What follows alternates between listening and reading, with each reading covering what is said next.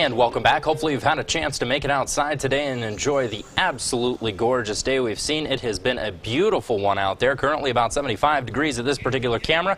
Looking at 8th Street and Abbott Lane out over the Springs, and you can tell by those big fluffy clouds in the sky, the atmosphere is fairly calm today. We're not expecting really a whole lot of activity tonight. We might see a few light passing storms, but for the most part we're looking very clear this evening.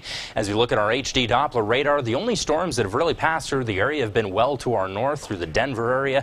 Those storms have produced a little bit of lightning and gusty winds, but overall we've stayed very, very clear. When we take you out to a regional view and put a little action to this thing, here's the driving force behind all the weather we've seen over the past few days. This low pressure cell, which has originally started in the North Pacific, dropped all the way down off the California coast, jetted up north a little bit just south of Montana, and that is wrapping all that moisture up across the region. So we do have that potential again for those storms to move through the area, but we're not suspecting anything in the way of real heavy storms. Now here's what's going to kind of instigate the cool down. So we've got the low pressure cell pulling up that moisture, and we've got a bit of a cold front that's going to start moving through the region. As that cold front starts to encroach, notice about this evening we'll see a few of those little isolated storms kick up, primarily into the higher elevations. We're not suspecting many of these to jet over into eastern Colorado, most of them staying into the foothills and into the mountains. That cold front will continue to pass through the area here bright and early, about 2:30 in the morning, and then by tomorrow into your Sunday,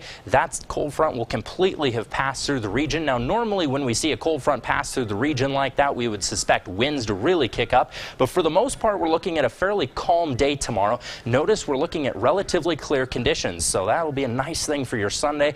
Again, just a few afternoon thunderstorms do rejoin into the higher elevations about 2 tomorrow. As the day progresses, they'll pick up a little bit and we'll see some of those spotty showers continue into eastern Colorado, but relatively very isolated and a very calm day. Again, can't rule out a few thunderstorms, but not quite what we've seen over the past few.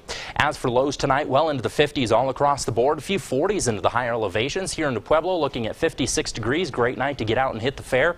As for eastern Colorado, staying closer to 60, 58 into La Junta, Lamar, 57 and 60 into Springfield. Nice one for you. As for highs tomorrow onto your Sunday, warming up to the 80s, a little bit cooler than what we've seen over the past few days, about 80 degrees into the Springs, 84 into Pueblo, a few 70s into the mountains, and 80s and 90s into eastern Colorado.